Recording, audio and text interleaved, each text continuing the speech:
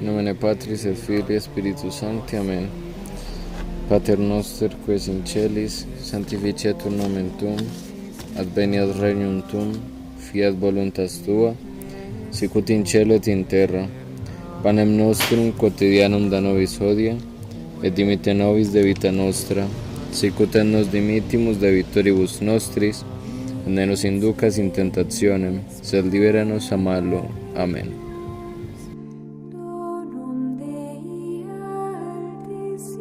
En nombre de Patris et Filii et Spiritus Sancti. Amén. Continuamos esta segunda parte de mi acusación de herejía a mi clase institucional de religión. Si alguno no dijere verdadero Dios al Hijo de Dios, como verdadero Dios a su Padre, y que todo lo puede y que todo lo sabe, y que es igual al Padre, es hereje. Es el Santo Concilio de Constantinopla. Receta 70:12. Si alguno dijere que constituido en la carne, cuando estaba en la tierra, no estaba en los cielos, con el Padre, es hereje. Dessinger 69:11. En efecto, la herejía arriana consiste en declarar como un hombre extraordinario y hasta divino a Cristo Jesús, pero no lo declaman Dios. Y esta humanización se nota, no solo al ojo cristiano, sino también al confusamente escéptico en estas guías y en estos trabajos escolares.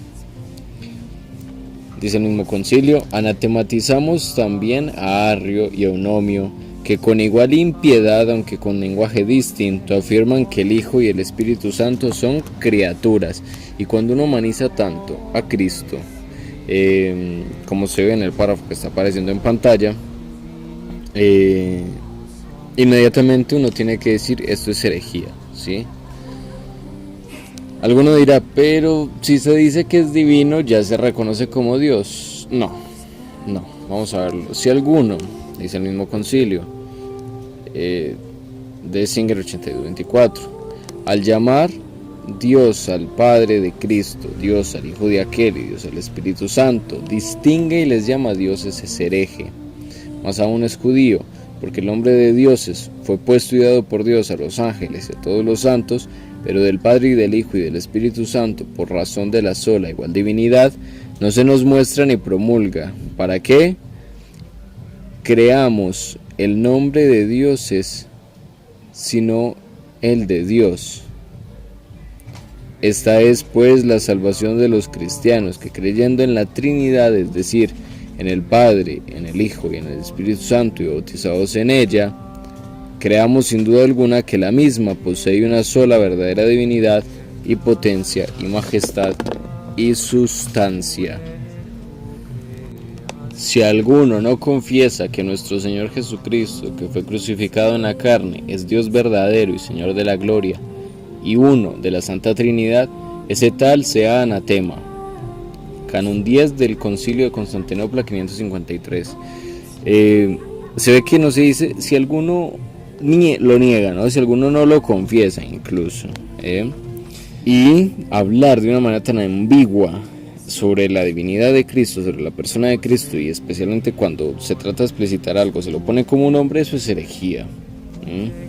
Ahora vamos a ver, cito textualmente este trabajo que nos pusieron. Dice: Jesús, al vivir de otra manera, según el proyecto del Padre, se constituye para nosotros en verdad. Dos puntos: la única realización auténtica del hombre. Camino. Dos puntos: el único camino de identificación, según el cual podemos realizarnos como auténticamente hombres. Y vida. Dos puntos: nuestra vida será auténticamente humana en la medida en que reproduzca la vida de Jesús y su manera de relacionarse con Dios, las personas, con las realidades del mundo. La herejía pocas veces se presenta de forma abierta, aunque más adelante en este análisis, en esta serie, que no sé cuántos videos van a hacer aún, lo hace. ¿Qué significa esto que aquí acabamos de leer? Cristo, al vivir de otra manera con respecto a quién. Yo supongo que se refiere a los judíos de su tiempo. En ese sentido no podemos ver a Jesús ni como un Dios desentendido de lo que materialmente hablando acontecía a su alrededor, ni como un judío común que participaba de la decadencia de su tiempo. Cristo conocía bien su realidad temporal como se evidencia en las parábolas, y no era uno más, como vemos en sus curaciones hechas en Sabbat, por ejemplo, o en la expulsión de los mercaderes del templo. Jesús, por supuesto, que era diferente a los hombres de su tiempo. Si era Dios, es Dios. Ahora bien, el arrianismo tan presente en cada clase y taller se manifiesta acá como oculto, o por mejor decirlo, implícito. Cito: otra manera, según el proyecto del Padre, se constituye en camino, verdad y vida. Fin de la cita. ¿Acaso existía algo así como una voluntad de Dios Padre y otra de Cristo, según la cual Cristo obedecía al Padre? En efecto, dice el Catecismo Mayor de San Pío X en el numeral 91, en Jesucristo hay dos voluntades, la una divina y la otra humana. Fin de la cita. Por eso podemos decir con el apóstol: Cristo se hizo obediente hasta la muerte y muerte de cruz. Filipenses 2:8. ¿Dónde está pues la herejía?, se preguntará alguien, si yo estoy diciendo que Cristo sí tenía una voluntad aparte de la del Padre. La herejía está en el verso siguiente, en el que se pone esta obediencia de Cristo como la razón de ser de este camino, verdad y vida. Es decir, Cristo es camino, verdad y vida gracias a que fue obediente al Padre. Y los santos son laudables, son venerables por su obediencia y amor a la voluntad de Dios. No así con Cristo, quien no es laudable, sino adorable, gracias a que es Dios. Es camino, verdad y vida porque es Dios, no por haber sido un hombre extraordinariamente bueno y obediente a Dios.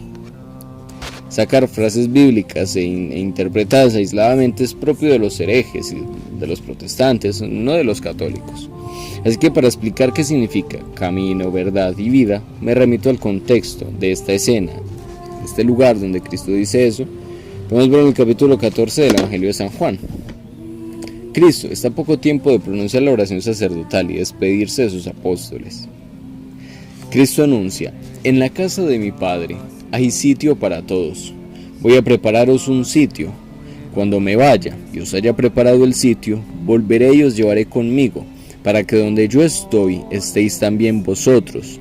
Ya sabéis el camino para ir donde yo voy. Tomás le dijo: Señor, no sabemos a dónde vas, ¿cómo vamos a saber el camino? Jesús le dijo: yo soy el camino, la verdad y la vida. Nadie va al Padre sino por mí. Fin de la cita. Esta frase no es pues un halago de un hombre, no es un halago de que Cristo fue muy obediente, es una afirmación de divinidad. Esta tríada cualitativa se refiere a que Cristo es el camino para ir al cielo, donde se goza de su misma presencia y visión, no un camino para ser, abro comillas, auténticamente hombres. Es cierto que el cristianismo plenifica al hombre, pero esto en pro del fin último, del cielo. El humanismo desde Erasmo para acá está condenado. Cristo es el camino a la santidad, la cual se consigue solo mediante los senderos que Él dispuso, a saber, los sacramentos de la Santa Iglesia Católica. No es un camino que podamos seguir si somos protestantes, budistas, escépticos, masones, comunistas. Quien no está conmigo está contra mí, quien no recoge conmigo desparrama, dice nuestro Señor.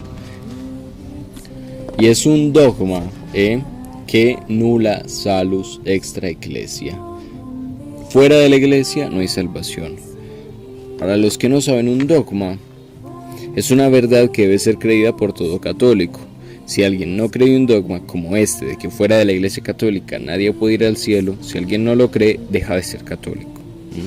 Inmediatamente puede creer el 99.999% de la fe católica, pero no es católico si no la cree totalmente.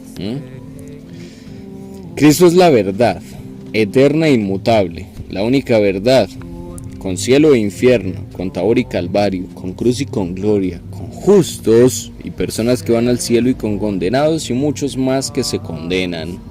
Cristo no es la verdad para mi realización humana en tanto que objeto instrumental. Cristo es mi realización con iglesia, confesión, sacerdocio y reprobación de los pecadores. Cristo es la vida, vital y vitalizante, podemos decir. ¿Y cómo es que Cristo nos vivifica? Si Él es la vida, esa vida ¿cómo llega a mí? Y no es como nos dice este profesor por la imitación que hacemos de sus obras para ser auténticamente humanos. Es verdad que hay que imitar a Cristo, sí, pero para ser santos, es decir, para tener una participación de la vida divina en mí, no para ser auténticamente hombres. Cristo nos vivifica desde adentro, con el maravilloso misterio de la Eucaristía. En efecto, dice nuestro Señor, cito, si no coméis mi carne y no bebéis mi sangre, no tenéis vida en vosotros, Juan 6:52. El pan que yo daré es mi carne para la vida del mundo, Juan 6:51. El que come mi carne y bebe mi sangre vive en mí y yo en él, Juan 6:54. La Santa Misa, el santo sacrificio de la cruz incruento, es la única forma querida por Dios para vivificarnos. Cristo no es vida para nosotros si no hacemos esto. Aunque digamos que somos buenos, humildes o afables, eso no basta. Y no hay punto medio. Qui non est mecum contra me est. Quien no está conmigo está contra mí. Mateo 12:30. Por muy filántropo que sea, si no tengo la gracia de Dios dada por los sacramentos de la Iglesia, no tengo vida divina. Cristo no vive en mí. Y si me muero en ese estado de pecado mortal, es decir, sin Dios en mí, sin la gracia divina, voy a ir al infierno. Eso es dogma de fe. Pero aún hoy, como en la predicación de nuestro Señor, muchos lo abandonan por no comprender estas palabras, por no comprender que solo en la Santa Misa, comiéndonos a Dios mismo, a Cristo, en la Eucaristía, Él puede ser vida en nosotros.